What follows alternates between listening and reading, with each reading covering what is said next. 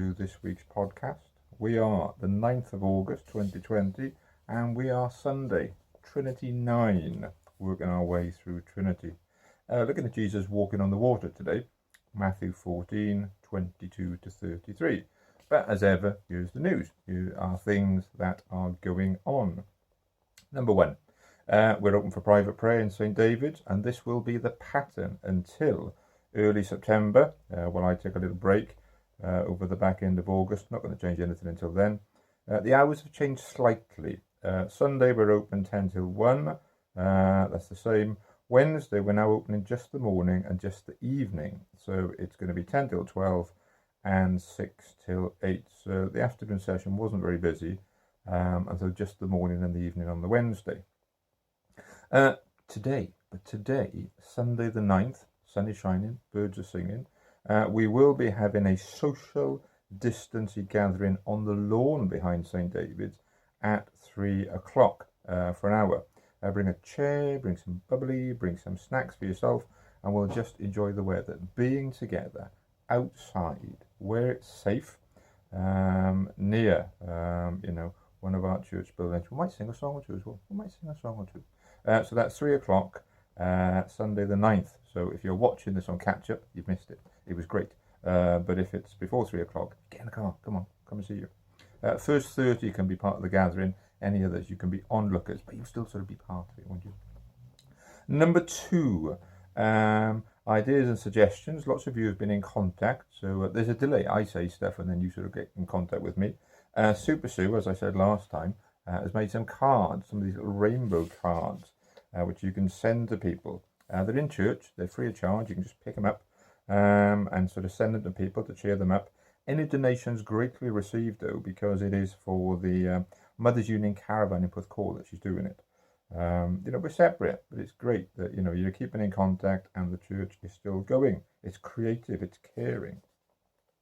The weekly option of Zoom, coffee, singing and chatting. We're getting quite good at singing now. Reverend Glenda is taking over the leading of that for August. So drop her a line to get the meeting code so you can join in with that. She is Rev Glenda at lphparish.org.uk, one of the standard email addresses.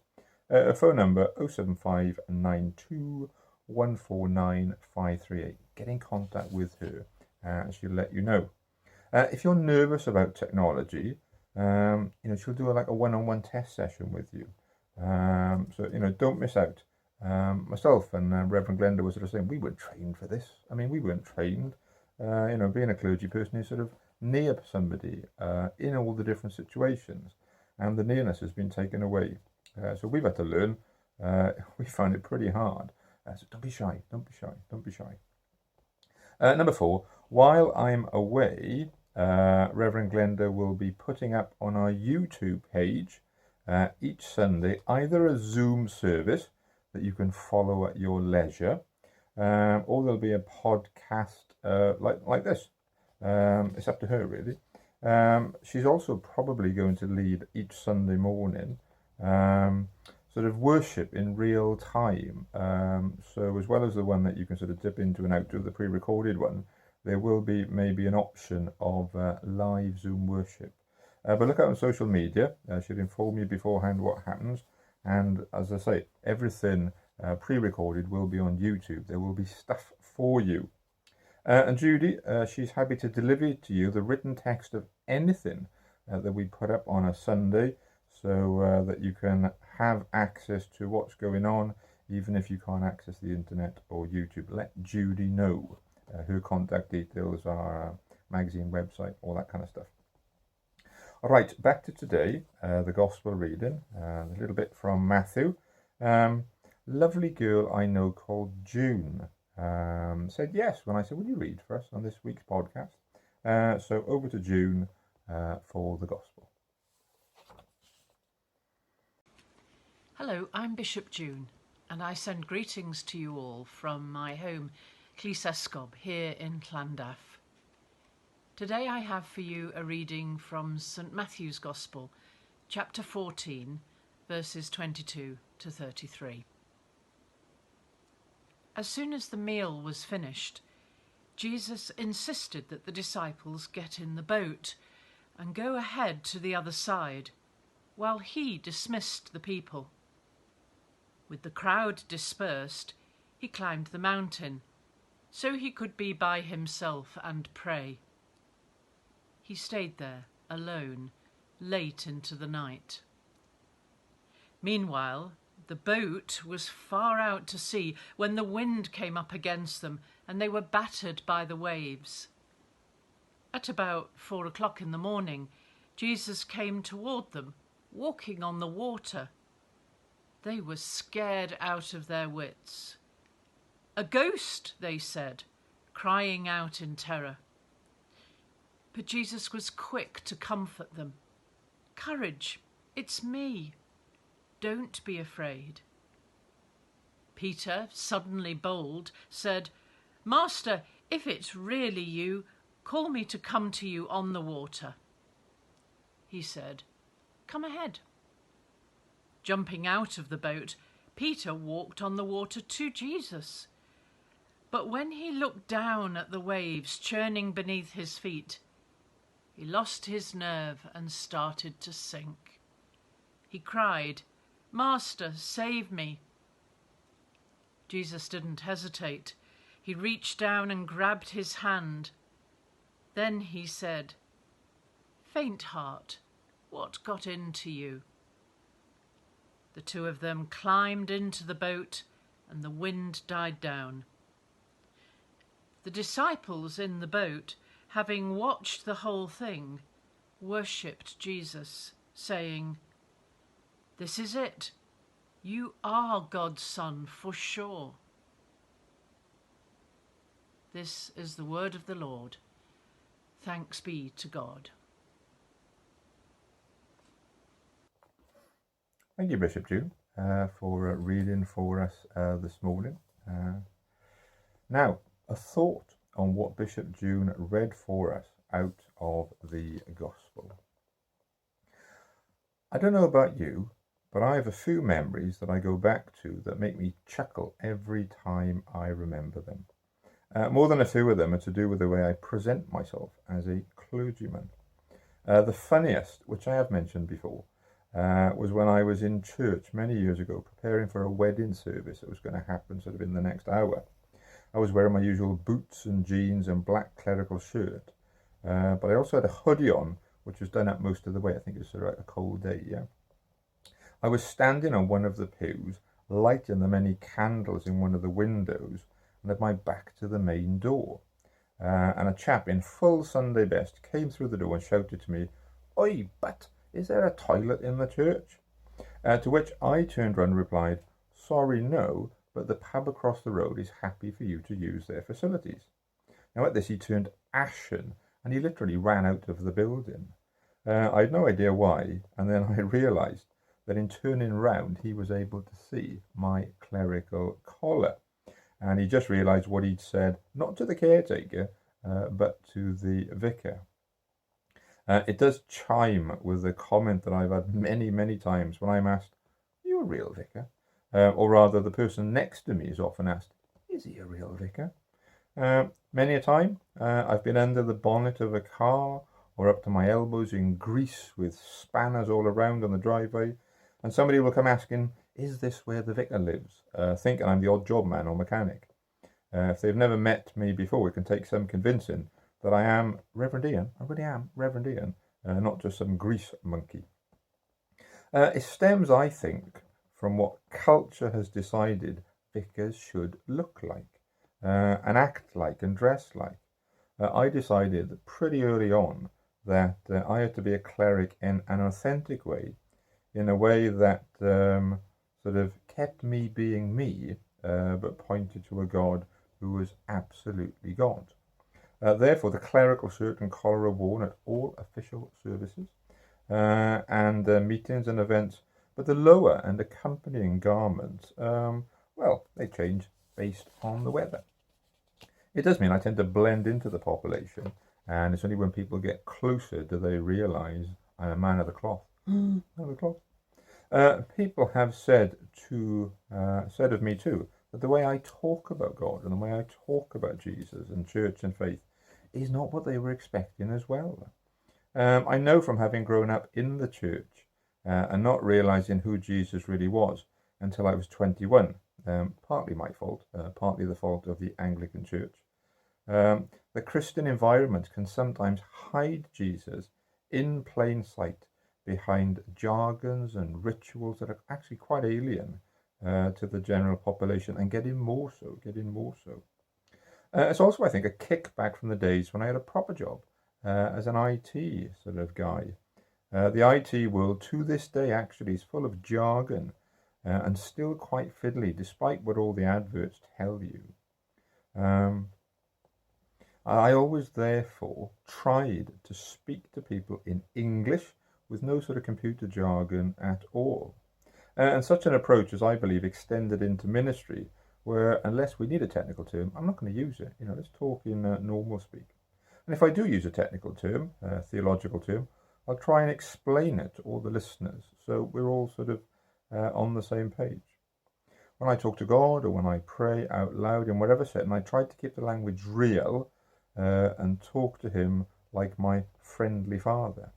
But, and this is the main point really that I've been sort of working up to, and I want to present today, but I always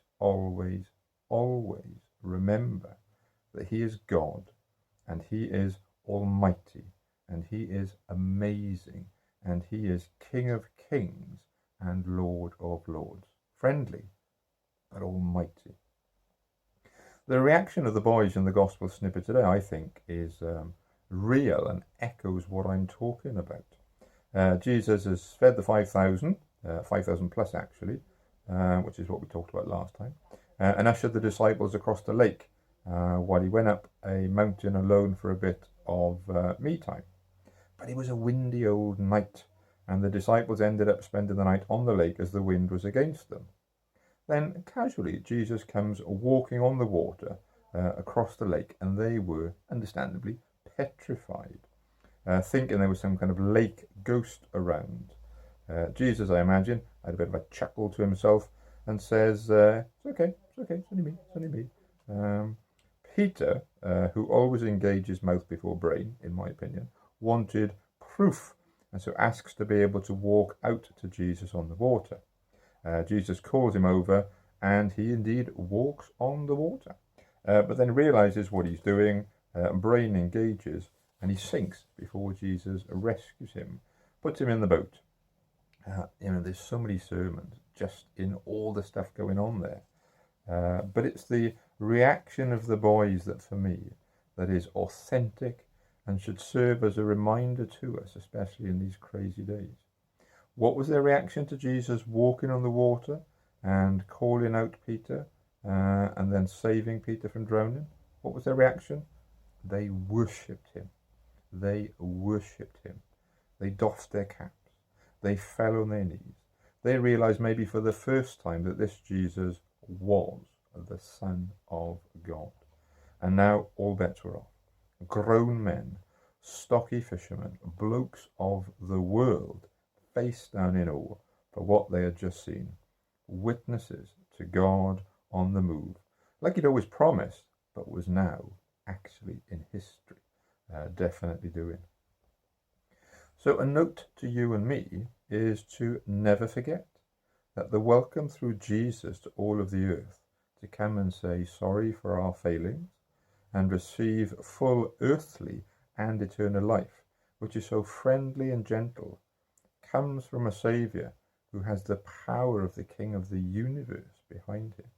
It's okay to be familiar in the way that we approach God, I think, and in the way that we talk to him, but it is not okay to forget that he is King and Lord, and we need to listen to what he says and to abide by his ways. I believe that through COVID-19, God is showing us about how vulnerable we are with the way we've allowed this modern world to develop.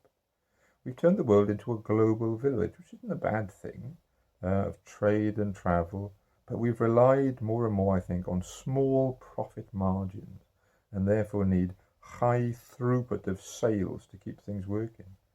Nobody ever thought the whole world would sort of come to a stop and would slow down.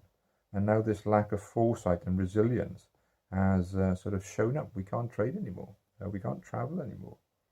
If we had truly as a planet been following God's 10 commandments, which are a distillation of God's values, then I think the society that we would have created would have been more robust to deal with COVID-19 and possibly more alert that maybe COVID-19 wouldn't have happened at all. I don't think God takes any pleasure in highlighting to us these things, but it must be the case that he can, if he wishes, click his fingers and just stop it, you know. He's either God of all or God not at all, but he's leaving us. Work our way through it to learn, I think. Now, finally, with the swimming pools set to open soon, don't all run off to the nearest leisure centre and try and reenact this gospel scene. You'll probably end up with a mouthful of chlorine. But the next time you are around the water, remember, you have a big brother who once did walk across water to show that as well as being taken as he is, he should always be understood to be who he really was. He really was the Son of the living God. Right, question time. As ever, 4. I did 4 the first time. I don't know why. 3 is normal, isn't it? And it's been 4 ever after. So 4, as is now the tradition. Questions for you to ponder, should you wish to. Number 1. Have you ever been on a boat when the wind got hold? Have you ever been on a boat and then the weather just changed? Number 2. What do you think Peter was expecting to happen when he stepped out of the boat? Do you think Peter thought it through? What do you think Peter was expecting to happen when he stepped out of the boat onto the water? Number 3. What do you think the disciples expected to happen when Peter stepped out? They were fishermen. They knew all about water. What do you think the disciples expected to happen when Peter stepped out of the boat? And number 4. What do you expect to happen when you pray to God? What do you expect to happen when you send your prayers up to God? Song for the day, which I'll bolt on to the end of this, and you can sort of access through the text that goes with this podcast. The Christian walk calls us to live by faith and not by sight. To live by faith and not by sight. So let's sing about that. It's a line in a song called One Way by Hillsong. So have a listen. Warning, it's a bit boppy. Warning, it's a bit boppy. But it's good. It's a good old song. For now, we need to depart, but a prayer first of all. Hands together, close your eyes. Dear God, thank you that you created the world and you keep it spinning. Thank you that not even the laws of physics get in the way of what you want to happen. Amen. Right, everybody. See you at 3 if you watch this in time or you picked it up on social media for the gathering outside the church just to enjoy the weather. Otherwise, see you maybe on the Zoom, sort of tea and coffee, or when the church opens, or wherever. Keep safe, and see you all soon. God bless.